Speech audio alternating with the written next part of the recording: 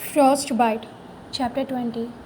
We needed an escape plan, and we needed it fast. Unfortunately, my only ideas called for the things that really were not under my control, like us being left completely alone so we could sneak off, or having stupid guards whom we could easily fool and slip away from.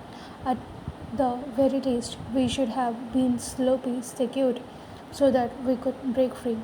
None of that was happening though. After almost 24 hours, our situation hardly really changed.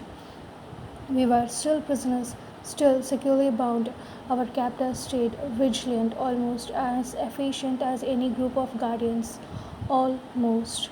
The closest we got to freedom was having heavily supervised and extremely embarrassing bathroom breaks. The men gave us no food or water. That was rough on me, but the humans and vampire mix made vampires hardy.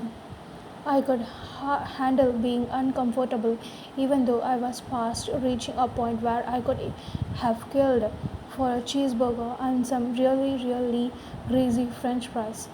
For Mia and Christian, well, things are a little harder. Morai could go weeks without food and water if they were still getting blood. Without blood, they could manage a few days before getting sick and weak, so long as they still had other substances. That was how Lisa and I had managed while living on our own, since I have not been able to feed her every day. Take away food, blood, and water, and Mora's endurance dropped through the floor. I was hungry, but Mia and Christian were ravenous. Already their faces looked giant, their eyes almost feverish. Ishash made matters worse during his substance visits. Each time he could come down and ramble on his annoying, tantaning way. Then, before leaving, he could take another drink from eight. By the third visit, I could practically see Mia and Christian salvating between the endorphin and lack of food. I was pretty sure Eat don't even know where we are. I could not really sleep under these conditions, but during the second day I started nodding off now and then. Starvation and exhaustion will do that to you. At one point, I actually dreamed surprising since I don't really think I could fall into a deep slumber under such intense condition in the dream, and I knew perfectly well that it was a dream. I stood on a beach. It took me a moment to recognize just which beach it was. It was along the orange coast, sandy and warm, with the Pacific unfolding in the distance. Lisa and I had traveled out there once when we lived in the Portland. It had been a gorgeous day, but she could not handle being out in much sun. We could keep the visit short as a result, but I could always wished I could have stayed longer and basked in all that. Now I had all the light and warmth I could want. Little damper, said a voice behind me. It is about time. I turned around in surprise and found Adrian Ashworth watching me. He had on khakis and a loose shirt and an surprisingly casual style for him, were no shoes. Wild ruffles his brown hair, and he kept his hands stuffed in his pockets as he regarded me with the trademark smirk of his "Still got your protection," he added, frowning. I thought for a moment he was starting at my chest. Then I realized his eyes were on my stomach.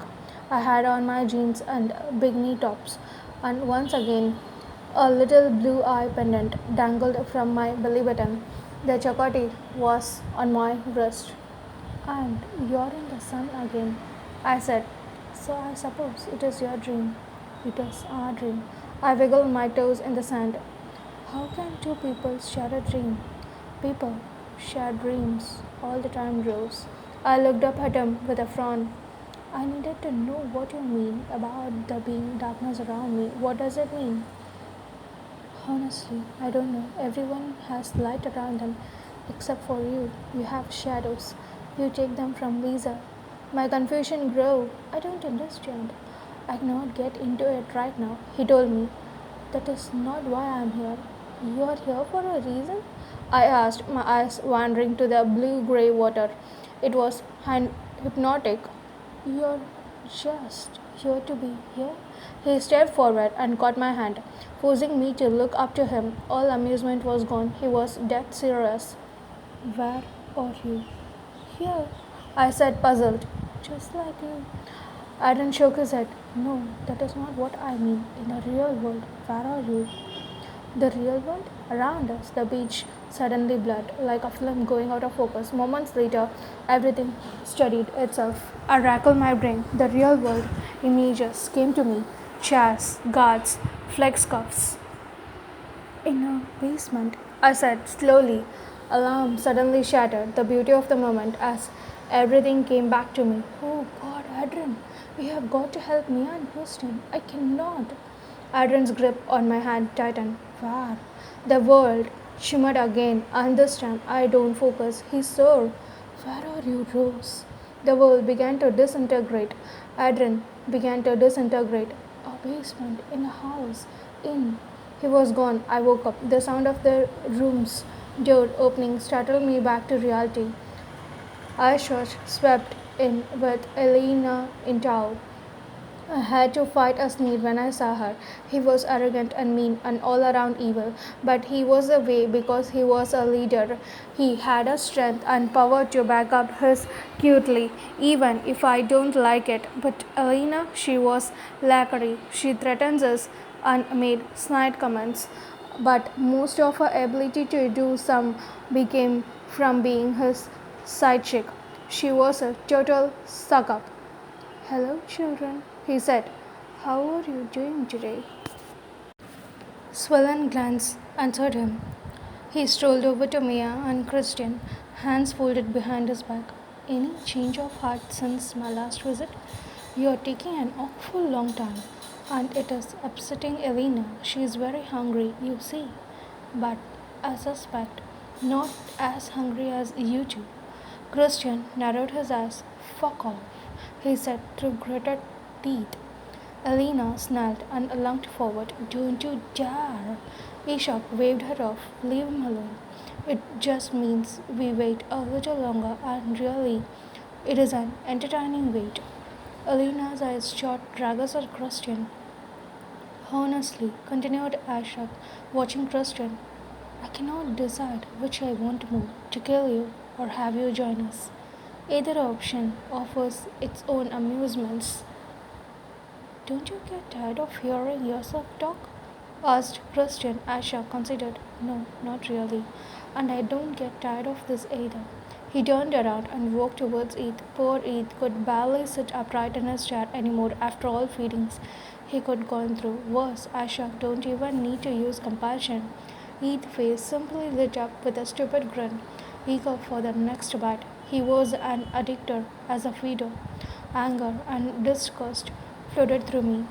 Damn it, I yelled. Leave him alone. Aisha glanced back at me. Be silent, girl. I don't find you nearly as amusing as I do, Mr. Zero. Yeah, I snarled. If I piss you off so much, then use me to prove your stupid point. Bite me instead. Put me in my place and show me what badass you are. No, exclaimed Manson. Use me. Asha rolled his eyes. Good God, what a noble lord. You're all supper characters, aren't you?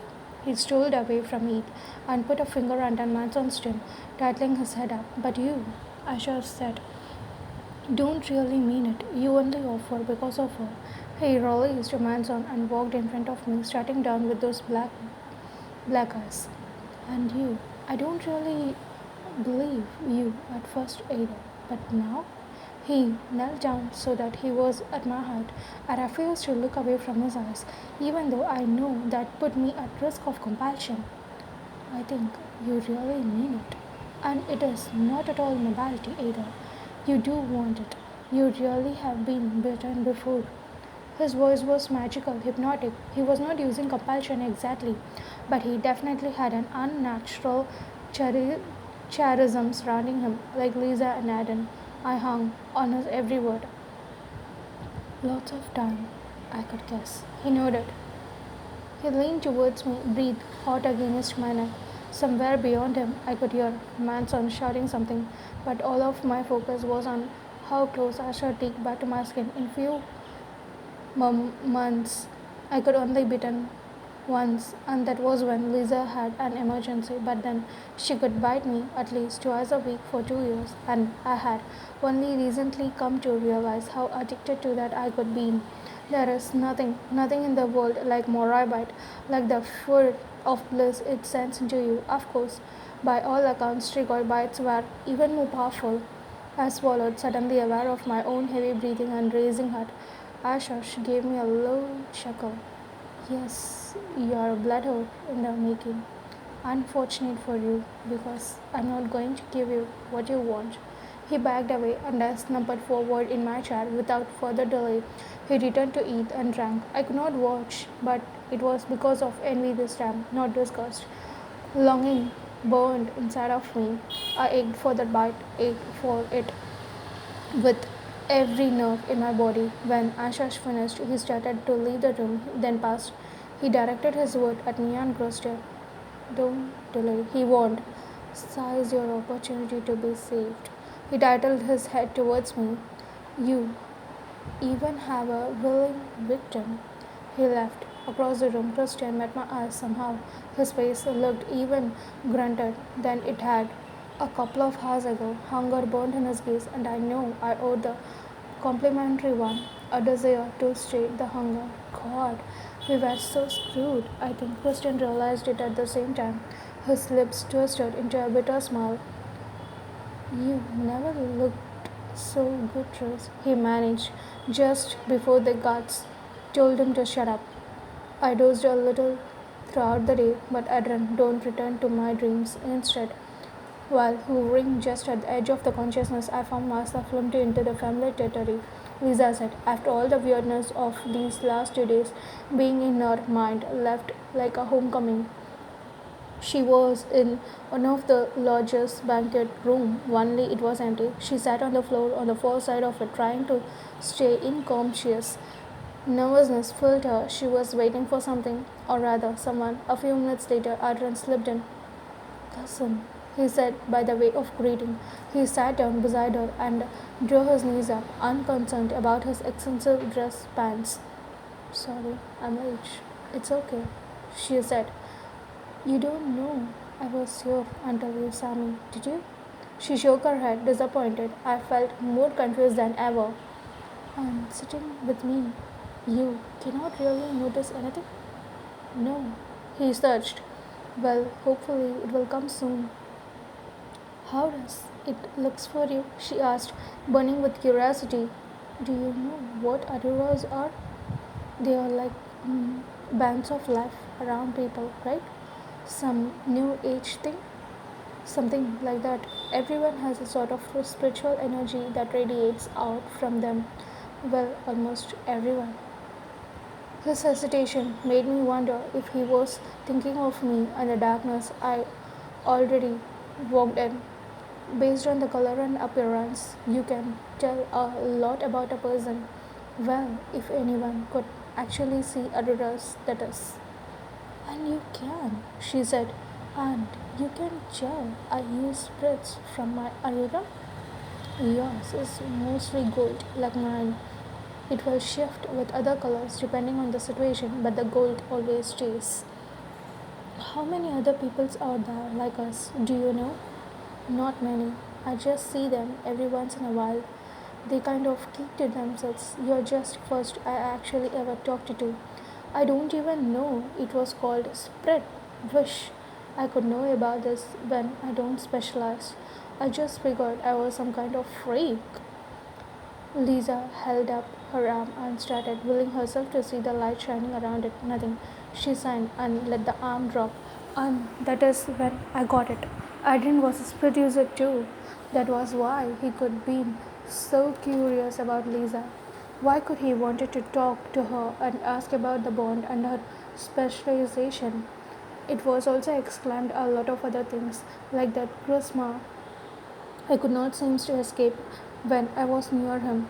He could use compulsion that day. Lisa and I had been in his room. That was how he could force me to release him. So, they finally let you go? Aaron asked her. Yeah, they finally decided. I really don't know anything. But he said. He frowned, and I realized he was sober for a change. And you sure you don't? I already told you that. I cannot make the bond work that way. Well, you have got to. She glared. What do you think I'm holding back? If I could find her, I would. I know, but I have it at all. You must have a strong connection. Use that to talk to her in her dreams. I tried, but I cannot hang on long enough to.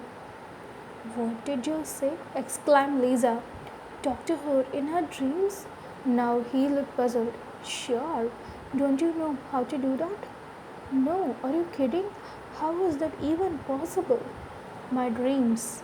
I remembered Lisa talking about unexplained moral phenomena, how they might be spirit powers, but they are beyond healing. Things no one even knew about it. It could appear that Adrian being in my dreams was no coincidence. He could manage to get inside my head, maybe in a way similar to how I saw Lisa's mind. The thought made me uneasy. Lisa could barely even grasp it. He ran a hand through his hair and tipped his head back, starting at the crystal chandelier above as he pounded.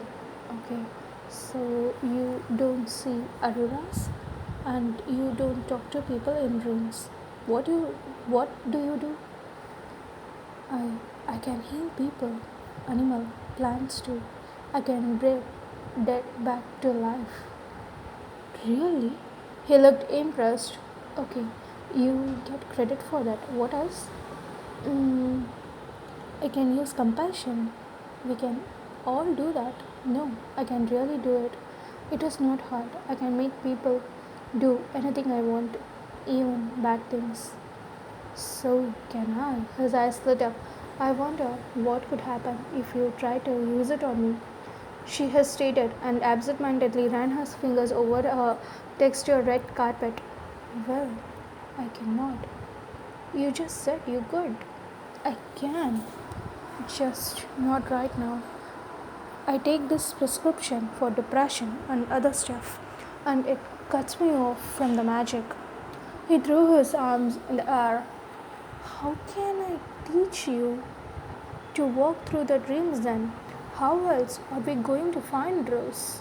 Look, she said angrily, I don't want to take the meds, but when I was off them, I did really crazy stuff, dangerous stuff. That is what spirits does to you. I don't take anything. I'm okay, he said. No, he was not. I realized. Riza realized it too. You got really weird that day when Rimit was in your room, she pointed out. You started rambling and you don't make any sense. Oh, that, yeah, it happens now and then. But seriously, no often. Once a month, if that. He sounded sincere. Lisa started at him, suddenly reevaluating everything.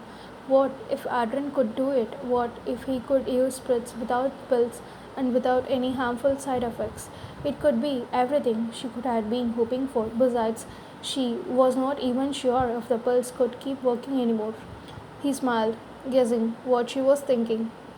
What do you say, cousin? He asked. He don't need to use compulsion. His offer was plenty tempting in its own right. I can teach you everything I know if you are able to touch the magic. It will take a while for the pills to get off of your system, but once they do,